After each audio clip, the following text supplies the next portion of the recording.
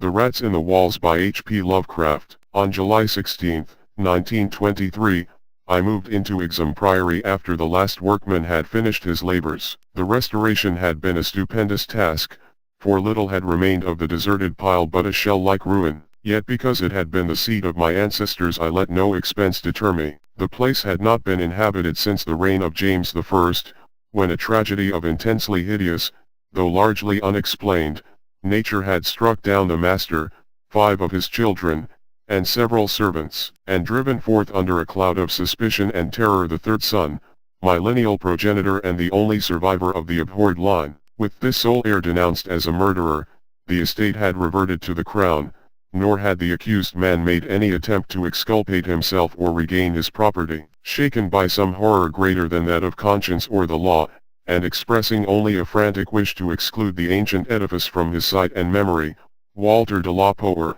11th Baron Exham, fled to Virginia and there founded the family which by the next century had become known as de la Poer. Exham Priory had remained untenanted, though later allotted to the estates of the Norreys family and much studied because of its peculiarly composite architecture, an architecture involving Gothic towers resting on a Saxon or Romanesque substructure, whose foundation in turn was of a still earlier order or blend of orders Roman, and even Druidic or native Cymric, if legends speak truly. This foundation was a very singular thing, being merged on one side with the solid limestone of the precipice from whose brink the priory overlooked a desolate valley 3 miles west of the village of Ancaster. Architects and antiquarians loved to examine this strange relic of forgotten centuries, but the country folk hated it. They had hated it hundreds of years before, when my ancestors lived there, and they hated it now, with the moss and mold of abandonment on it. I had not been a day in Ancaster before I knew I came of an accursed house, and this week workmen have blown up Exham Priory,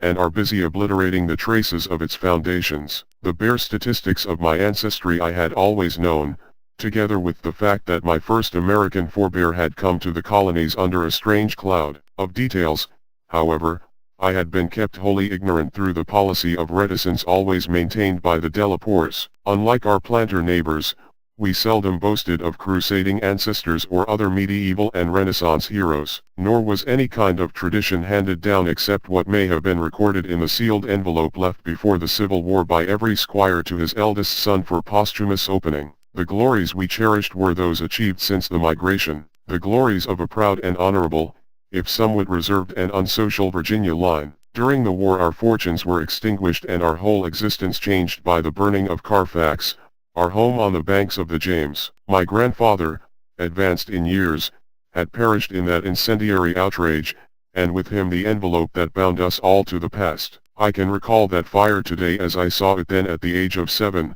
with the Federal soldiers shouting, the women screaming, and the Negroes howling and praying. My father was in the army, defending Richmond, and after many formalities my mother and I were passed through the lines to join him. When the war ended we all moved north, whence my mother had come, and I grew to manhood, middle age, and ultimate wealth as a stolid Yankee. Neither my father nor I ever knew what our hereditary envelope had contained, and as I merged into the grayness of Massachusetts business life I lost all interest in the mysteries which evidently lurked far back in my family tree. Had I suspected their nature, how gladly I would have left Exham Priory to its moss, bats, and cobwebs. My father died in 1904, but without any message to leave me, or to my only child, Alfred, a motherless boy of 10. It was this boy who reversed the order of family information, for although I could give him only jesting conjectures about the past, he wrote me of some very interesting ancestral legends when the late war took him to England in 1917 as an aviation officer. Apparently the de la Poers had a colorful and perhaps sinister history,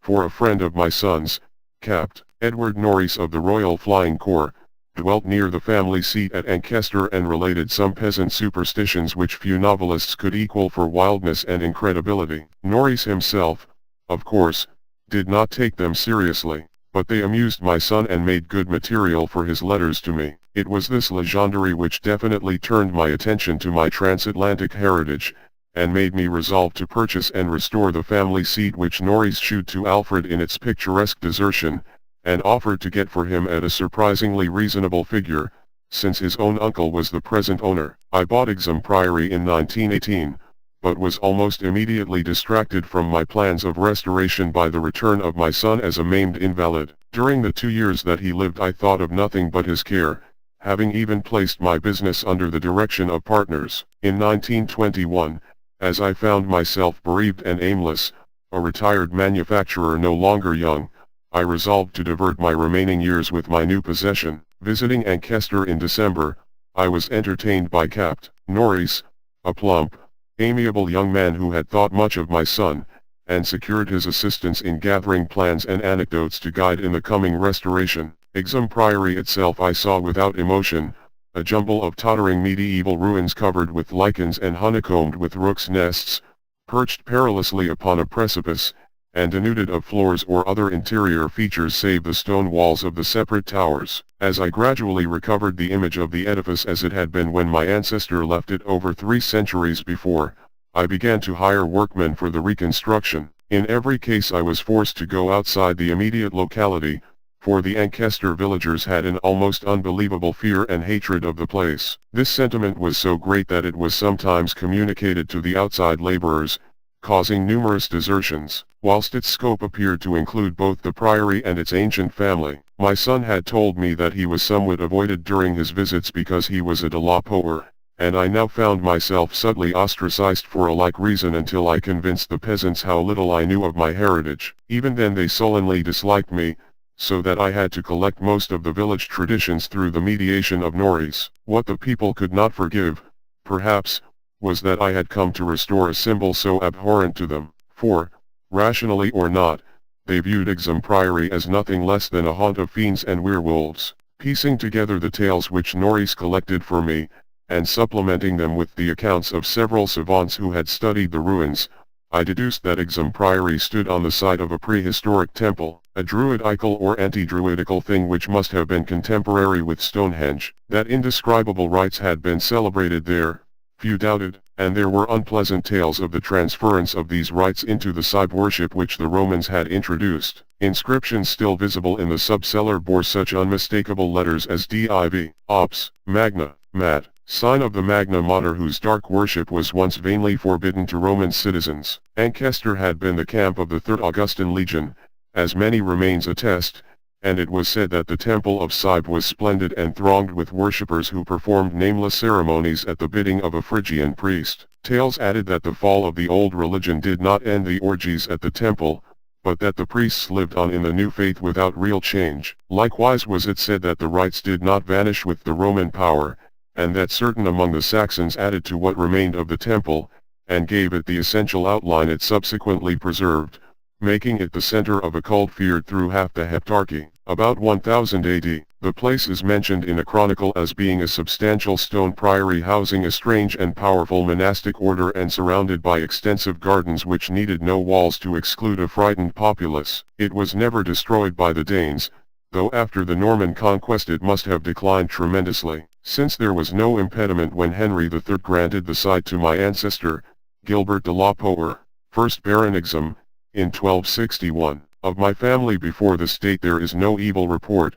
but something strange must have happened then. In one chronicle there is a reference to a de la Poer as cursed of God in 1307, whilst village legendary had nothing but evil and frantic fear to tell of the castle that went up on the foundations of the old temple and priory. The fireside tales were of the most grisly description, all the ghastlier because of their frightened reticence and cloudy evasiveness. They represented my ancestors as a race of hereditary daemons beside whom Gilles de Retz and the Marquis de Sade would seem the veriest tyros, and hinted whisperingly at their responsibility for the occasional disappearance of villagers through several generations. The worst characters, apparently, were the barons and their direct heirs. At least, most was whispered about these. If of healthier inclinations, it was said, an heir would early and mysteriously die to make way for another more typical scion. There seemed to be an inner cult in the family, presided over by the head of the house, and sometimes closed except to a few members. Temperament rather than ancestry was evidently the basis of this cult,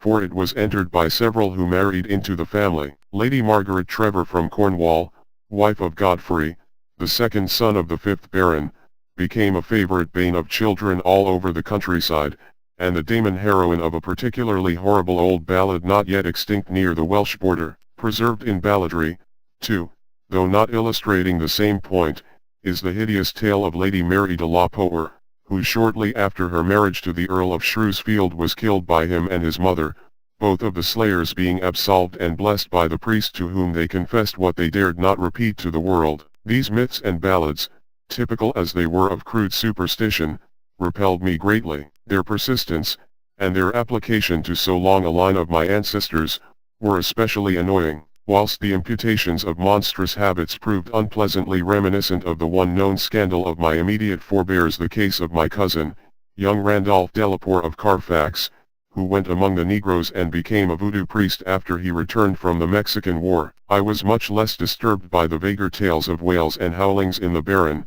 windswept valley beneath the limestone cliff, of the graveyard stenches after the spring rains, of the floundering, squealing white thing on which Sir John Clave's horse had trod one night in a lonely field, and of the servant who had gone mad at what he saw in the priory in the full light of day. These things were hackneyed spectral lore, and I was at that time a pronounced sceptic. The accounts of vanished peasants were less to be dismissed, though not especially significant in view of medieval custom. Prying curiosity meant death, and more than one severed head had been publicly shown on the bastions now effaced around Exham Priory. A few of the tales were exceedingly picturesque, and made me wish I had learnt more of comparative mythology in my youth. There was, for instance, the belief that a legion of bat-winged devils kept witches' Sabbath each night at the priory, a legion whose sustenance might explain the disproportionate abundance of coarse vegetables harvested.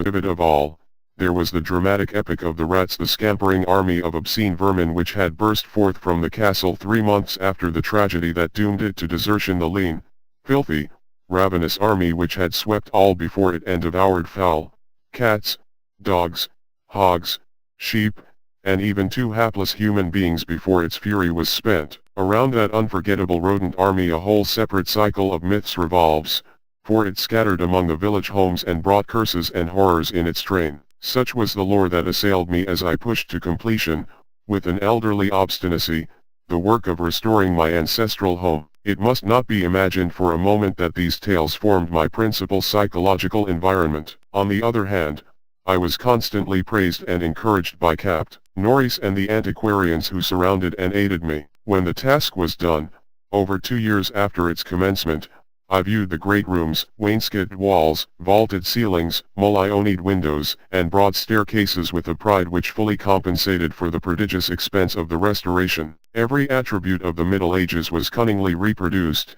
and the new parts blended perfectly with the original walls and foundations. The seat of my fathers was complete, and I looked forward to redeeming at last the local fame of the line which ended in me. I would reside here permanently, and prove that a de la Poer, for I had adopted again the original spelling of the name, need not be a fiend. My comfort was perhaps augmented by the fact that, although Exham Priory was medievally fitted, its interior was in truth wholly new and free from old vermin and old ghosts alike. As I have said, I moved in on July 16, 1923. My household consisted of 7 servants and 9 cats, of which latter species I am particularly fond. My eldest cat, Nigger Man, was 7 years old and had come with me from my home in Bolton, Massachusetts. The others I had accumulated whilst living with Capt. Norris' family during the restoration of the priory. For 5 days our routine proceeded with the utmost placidity, my time being spent mostly in the codification of old family data. I had now obtained some very circumstantial accounts of the final tragedy and flight of Walter de la Poer,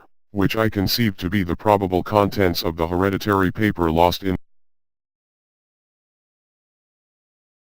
much reason of having killed all the other members of his household, except 4 servant confederates, in their sleep, about 2 weeks after a shocking discovery which changed his whole demeanor, but which, except by implication, he disclosed to no one save perhaps the servants who assisted him and afterward fled beyond reach. This deliberate slaughter, which included a father, 3 brothers, and 2 sisters, was largely condoned by the villagers, and so slackly treated by the law that its perpetrator escaped honored, unharmed, and undisguised to Virginia, the general whispered sentiment being that he had purged the land of an immemorial curse. What discovery had prompted an act so terrible, I could scarcely even conjecture. Walter de la Poer must have known for years the sinister tales about his family, so that this material could have given him no fresh impulse. Had he, then, witnessed some appalling ancient rite, or stumbled upon some frightful and revealing symbol in the priory or its vicinity, he was reputed to have been a shy,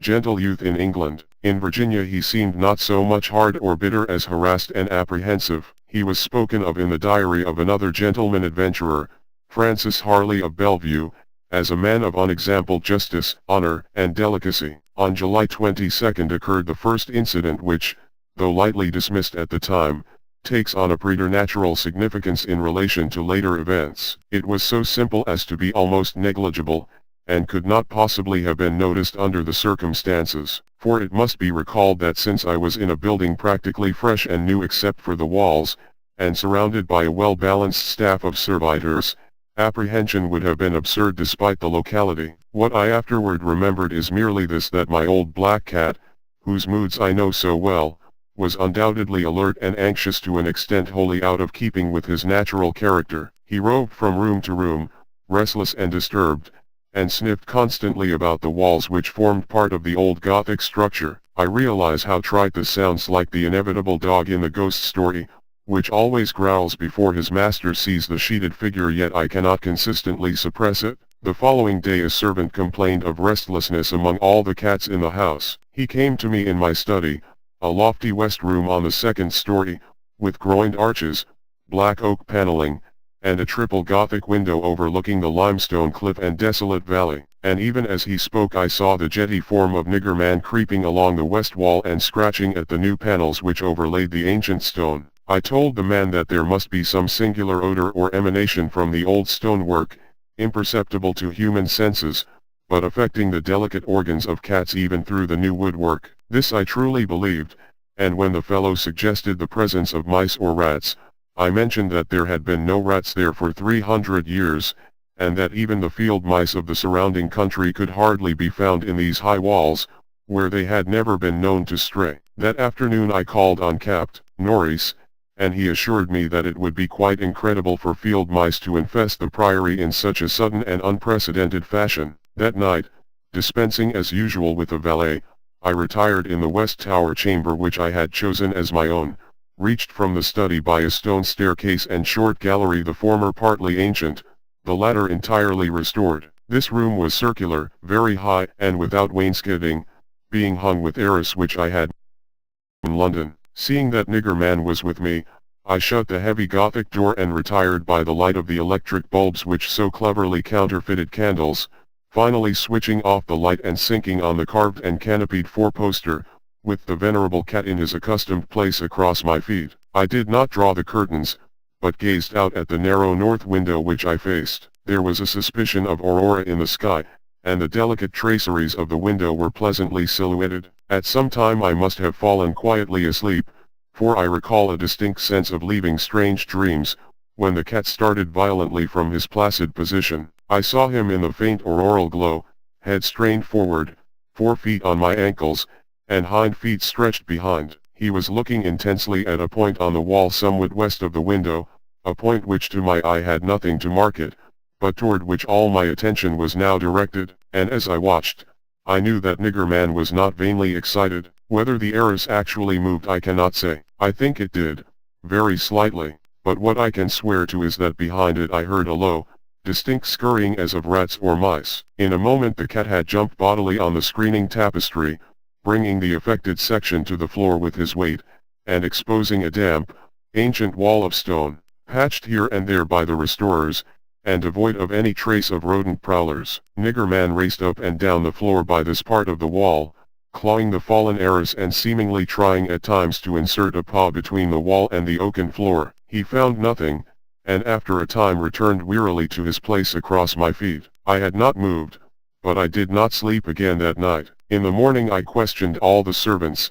and found that none of them had noticed anything unusual, save that the cook remembered the actions of a cat which had rested on her window sill. This cat had howled at some unknown hour of the night, awaking the cook in time for her to see him dart purposefully out of the open door down the stairs. I drowsed away the noontime, and in the afternoon called again on Capt. Norris, who became exceedingly interested in what I told him. The odd incidents, so slight yet so curious, appealed to his sense of the picturesque, and elicited from him a number of reminiscences of local ghostly lore. We were genuinely perplexed at the presence of rats, and Norris lent me some traps and Paris green, which I had the servants place in strategic localities when I returned. I retired early, being very sleepy, but was harassed by dreams of the most horrible sort. I seemed to be looking down from an immense height upon a twilit grotto, knee-deep with filth, where a white-bearded Damon swineherd drove about with his staff a flock of fungus, flabby beasts whose appearance filled me with unutterable loathing.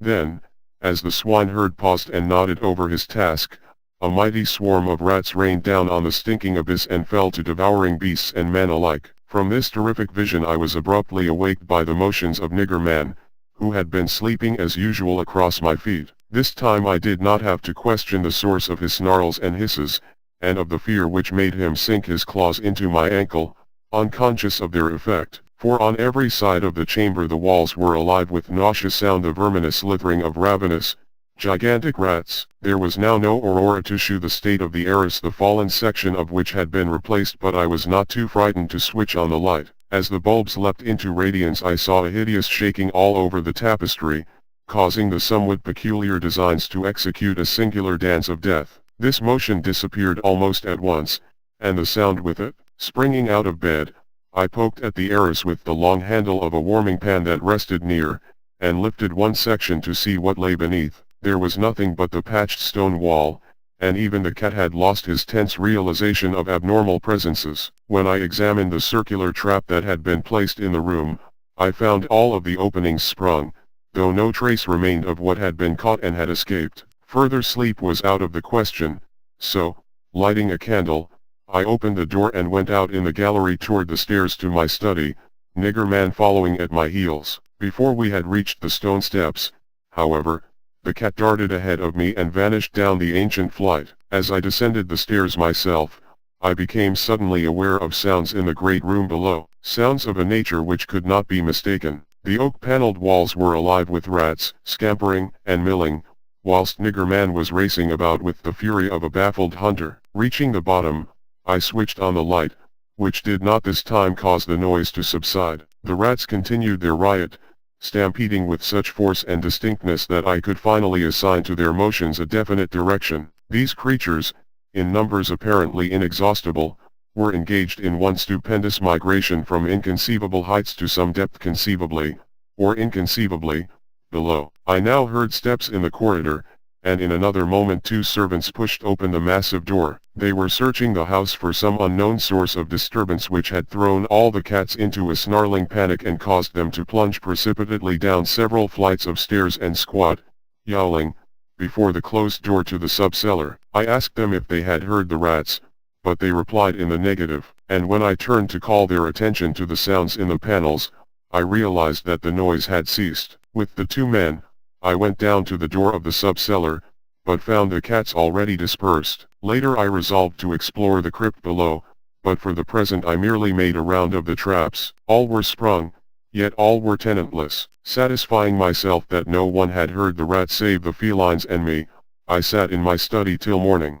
thinking profoundly, and recalling every scrap of legend I had unearthed concerning the building I inhabited. I slept some in the forenoon, leaning back in the one comfortable library chair which my medieval plan of furnishing could not banish. Later I telephoned to Capt. Norris, who came over and helped me explore the sub-cellar. Absolutely nothing untoward was found, although we could not repress a thrill at the knowledge that this vault was built by Roman hands. Every low arch and massive pillar was Roman, not the debased Romanesque of the bungling Saxons, but the severe and harmonious classicism of the age of the Caesars. Indeed, the walls abounded with inscriptions familiar to the antiquarians who had repeatedly explored the place, things like P. Getty, Prop, Temp, Dona, and L. Preek, vs. Pontifi, Atys. The reference to Hades made me shiver, for I had read Catullus and knew something of the hideous rites of the Eastern god, whose worship was so mixed with that of Cybele. Norris and I, by the light of lanterns,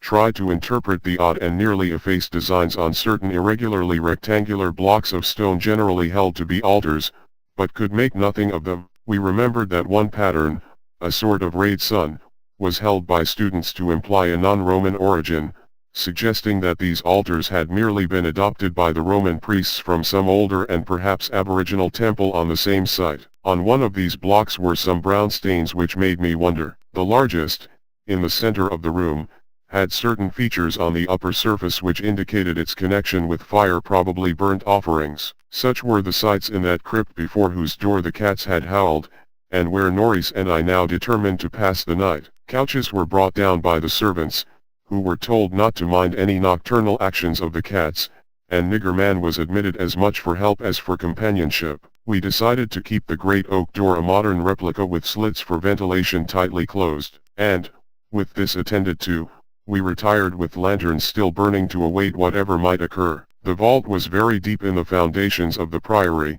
and undoubtedly far down on the face of the beetling limestone cliff overlooking the waste valley. That it had been the goal of the scuffling and unexplainable rats I could not doubt, though why, I could not tell. As we lay there expectantly, I found my vigil occasionally mixed with half-formed dreams from which the uneasy motions of the cat across my feet would rouse me. These dreams were not wholesome, but horribly like the one I had had the night before. I saw again the twilit grotto, and the swineherd with his unmentionable fungus beast swallowing in filth, and as I looked at these things they seemed nearer and more distinct, so distinct that I could almost observe their features. Then I did observe the flabby features of one of them and awaked with such a scream that Nigger Man started up, whilst Capt. Norris, who had not slept, laughed considerably. Norris might have laughed more or perhaps less had he known what it was that made me scream, but I did not remember myself till later. Ultimate horror often paralyzes memory in a merciful way. Norris waked me when the phenomena began.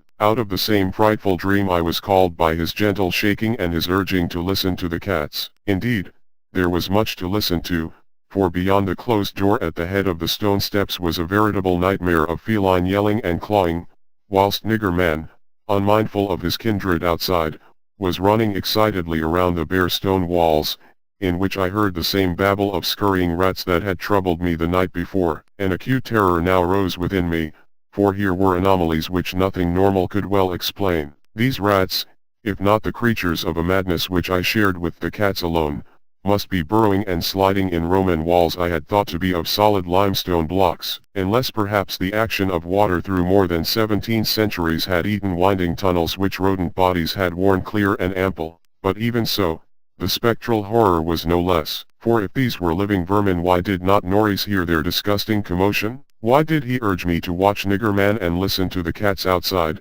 and why did he guess wildly and vaguely at what could have aroused them? By the time I had managed to tell him, as rationally as I could, what I thought I was hearing, my ears gave me the last fading impression of the scurrying, which had retreated still downward, far underneath this deepest of subcellars, till it seemed as if the whole cliff below were riddled with questing rats. Norris was not as sceptical as I had anticipated, but instead seemed profoundly moved. He motioned to me to notice that the cats at the door had ceased their clamour, as if giving up the rats for lost, whilst Nigger Man had a burst of renewed restlessness, and was clawing frantically around the bottom of the large stone altar in the center of the room, which was nearer Norris' couch than mine. My fear of the unknown was at this point very great. Something astounding had occurred, and I saw that Capt. Norris, a younger, stouter, and presumably more naturally materialistic man, was affected fully as much as myself, perhaps because of his lifelong and intimate familiarity with local legend. We could for the moment do nothing but watch the old black cat as he pawed with decreasing fervour at the base of the altar,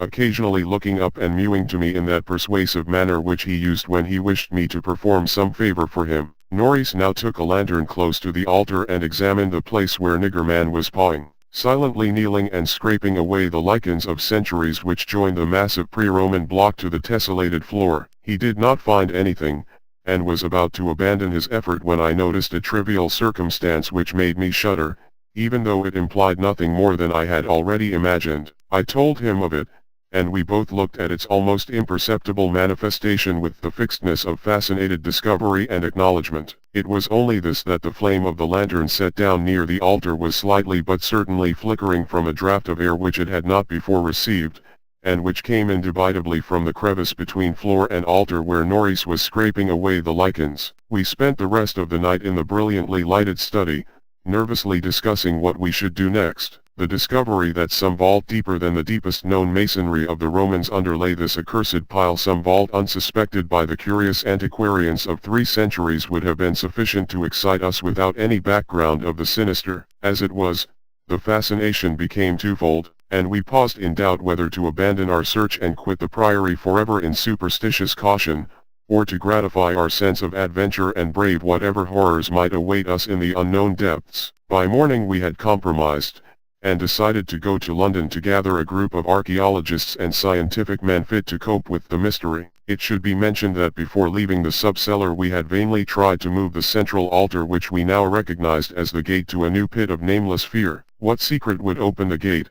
Wiser men than we would have to find. During many days in London, Capt. Norris and I presented our facts, conjectures, and legendary anecdotes to 5 eminent authorities, all men who could be trusted to respect any family disclosures which future explorations might develop. We found most of them little disposed to scoff, but instead intensely interested and sincerely sympathetic. It is hardly necessary to name them all, but I may say that they included Sir William Brinton, whose excavations in the Troad excited most of the world in their day. As we all took the train for Ancaster, I felt myself poised on the brink of frightful revelations, a sensation symbolized by the air of mourning among the many Americans at the unexpected death of the president on the other side of the world. On the evening of August 7th we reached Exham Priory, where the servants assured me that nothing unusual had occurred. The cats, even old Nigger Man, had been perfectly placid, and not a trap in the house had been sprung. We were to begin exploring on the following day, awaiting which I assigned well-appointed rooms to all my guests. I myself retired in my own tower chamber, with Nigger Man across my feet. Sleep came quickly, but hideous dreams assailed me. There was a vision of a Roman feast like that of Trimalchio, with a horror in a covered platter. Then came that damnable, recurrent thing about the swineherd and his filthy drove in the twilit grotto. Yet when I awoke it was full daylight, with normal sounds in the house below. The rats, living or spectral, had not troubled me, and Nigger Man was quietly asleep. On going down, I found that the same tranquility had prevailed elsewhere, a condition which one of the assembled savants, a fellow named Thornton, devoted to the psychic, rather absurdly laid to the fact that I had now been shown the thing which certain forces had wished to shew me. All was now ready, and at 11 a.m., our entire group of 7 men, bearing powerful electric searchlights and implements of excavation, went down to the subcellar and bolted the door behind us. Nigger Man was with us, for the investigators found no occasion to despise his excitability, and were indeed anxious that he be present in case of obscure rodent manifestations. We noted the Roman inscriptions and unknown altar designs only briefly, for 3 of the savants had already seen them, and all knew their characteristics. Prime attention was paid to the momentous central altar, and within an hour Sir William Brinton had caused it to tilt backward, balanced by some unknown species of counterweight. There now lay revealed such a horror as would have overwhelmed us had we not been prepared. Through a nearly square opening in the tiled floor, sprawling on a flight of stone steps so prodigiously worn that it was little more than an inclined plane at the center, was a ghastly array of human or semi-human bones. Those which retained their collocation as skeletons shewed attitudes of panic fear, and over all were the marks of rodent gnawing. The skulls denoted nothing short of utter idiocy, cretinism, or primitive semiatom. Above the hellishly littered steps arched a descending passage seemingly chiseled from the solid rock, and conducting a current of air. This current was not a sudden and noxious rush as from a closed vault, but a cool breeze with something of freshness in it. We did not pause long, but shiveringly began to clear a passage down the steps. It was then that Sir William, examining the hewn walls, made the odd observation that the passage, according to the direction of the strokes, must have been chiseled from beneath. I must be very deliberate now, and choose my words. After plowing down a few steps amidst the gnawed bones we saw that there was light ahead. Not any mystic phosphorescence, but a filtered daylight which could not come except from unknown fissures in the cliff that overlooked the waste valley. That such fissures had escaped notice from outside was hardly remarkable, for not only is the valley wholly uninhabited, but the cliff is so high and beetling that only an aeronaut could study its face in detail. A few steps more, and our breaths were literally snatched from us by what we saw, so literally that Thornton, the psychic investigator, actually fainted in the arms of the dazed man who stood behind him. Norris, his plump face utterly white and flabby, simply cried out inarticulately, whilst I think that what I did was to gasp or hiss, and cover my eyes. The man behind me, the only one of the party older than I, croaked the hackneyed "My God," in the most cracked voice I ever heard. Of 7 cultivated men, only Sir William Brinton retained his composure, a thing more to his credit because he led the party and must have seen the sight first. It was a twilit grotto of enormous height, stretching away farther than any eye could see, a subterraneous world of limitless mystery, suggestion. There were buildings and other architectural remains. In one terrified glance I saw a weird pattern of tumuli, a savage circle of monoliths, a low-domed Roman ruin, a sprawling Saxon pile, and an early English edifice of wood, but all these were dwarfed by the ghoulish spectacle presented by the general surface of the ground. 4 yards about the steps extended an insane tangle of human bones, or bones at least as human as those on the steps. Like a foamy sea they stretched, some fallen apart, but others wholly or partly articulated as skeletons, these latter invariably in postures of demoniac frenzy, either fighting off some menace or clutching other forms with cannibal intent. When Dr. Trask, the anthropologist, stooped to classify the skulls, he found a degraded mixture which utterly baffled him. They were mostly lower than the Piltdown man in the scale of evolution, but in every case definitely human. Many were of higher grade, and a very few were the skulls of supremely and sensitively developed types. All the bones were gnawed, mostly by rats, but somewhat by others of the half-human drove. Mixed with them were many tiny bones of rats, fallen members of the lethal army which closed the ancient epoch. I wonder that any man among us lived and kept his sanity through that hideous day of discovery. Not Hoffman or Huysmans could conceive a scene more wildly incredible, more frenetically repellent, or more gothically grotesque than the twilit grotto through which we 7 staggered, each stumbling on revelation after revelation, and trying to keep for the nonce from thinking of the events which must have taken place there 300 years, or 1,000, or 2,000, or 10,000 years ago. It was the antechamber of hell, and poor Thornton fainted again when Trask told him that some of the skeleton things must have descended as quadrupeds through the last 20 or more generations. Horror piled on horror as we began to interpret the architectural remains. The quadruped things with their occasional recruits from the bipped class had been kept in stone pens, out of which they must have broken in their last delirium of hunger or rat fear. There had been great herds of them, evidently fattened on the coarse vegetables whose remains could be found as a sort of poisonous ensilage at the bottom of huge stone bins older than Rome. I knew now why my ancestors had had such excessive gardens. Would to heaven I could forget. The purpose of the herds I did not have to ask. Sir William, standing with his searchlight in the Roman ruin, translated aloud the most shocking ritual I have ever known, and told of the diet of the antediluvian cult which the priests of Sibe found and mingled with their own. Norris, used as he was to the trenches, could not walk straight when he came out of the English building. It was a butcher shop and kitchen. He had expected that, but it was too much to see familiar English implements in such a place, and to read familiar English graffiti there, some as recent as 1610. I could not go in that building whose daemon activities were stopped only by the dagger of my ancestor Walter de la Poer. What I did venture to enter was the low Saxon building, whose oaken door had fallen, and there I found a terrible row of 10 stone cells with rusty bars. 3 had tenants, all skeletons of high grade, and on the bony forefinger of one I found a seal ring with my own coat of arms. Sir William found a vault with far older cells below the Roman chapel, but these cells were empty. Below them was a low crypt with cases of formally arranged bones,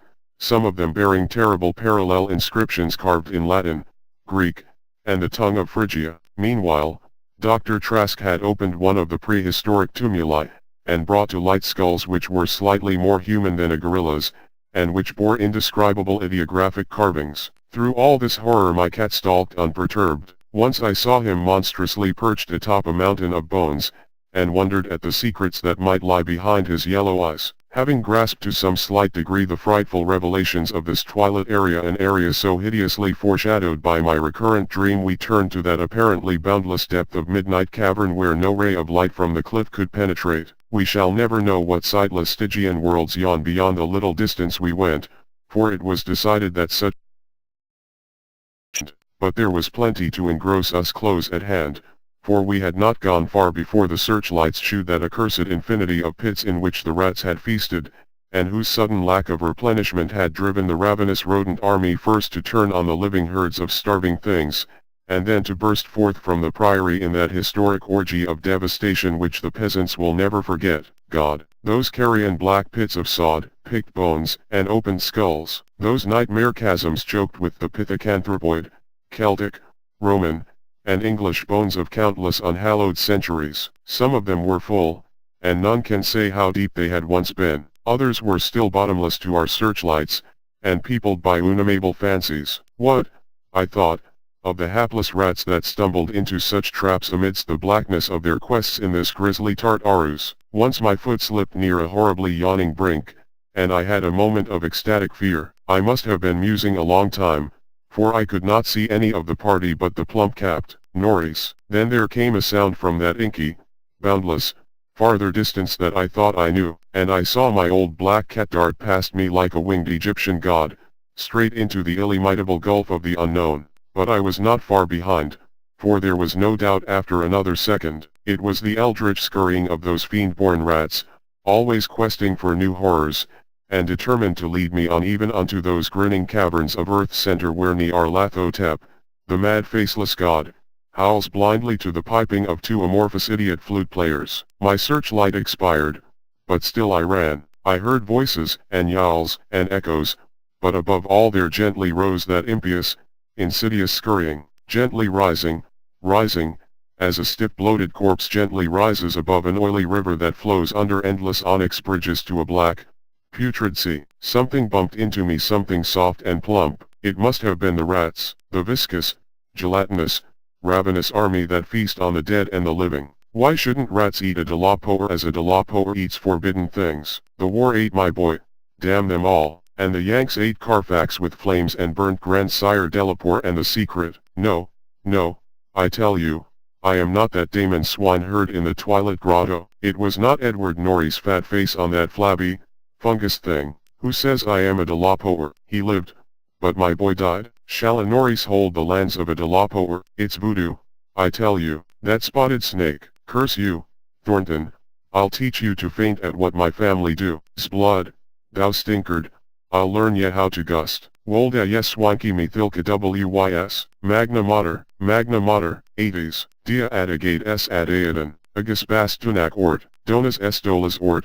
Agus leet sa. Ungle. RRRLH. CH. That is what they say I said when they found me in the blackness after 3 hours. Found me crouching in the blackness over the plump, half-eaten body of Capt. Norris, with my own cat leaping and tearing at my throat. Now they have blown up Exham Priory, taken my nigger man away from me, and shut me into this barred room at Hanwell with fearful whispers about my heredity and experiences. Thornton is in the next room, but they prevent me from talking to him. They are trying, to suppress most of the facts concerning the Priory. When I speak of poor Norris they accuse me of a hideous thing, but they must know that I did not do it. They must know it was the rats, the slithering, scurrying rats whose scampering will never let me sleep, the Damon rats that race behind the padding in this room and beckon me down to greater horrors than I have ever known, the rats they can never hear, the rats in the walls,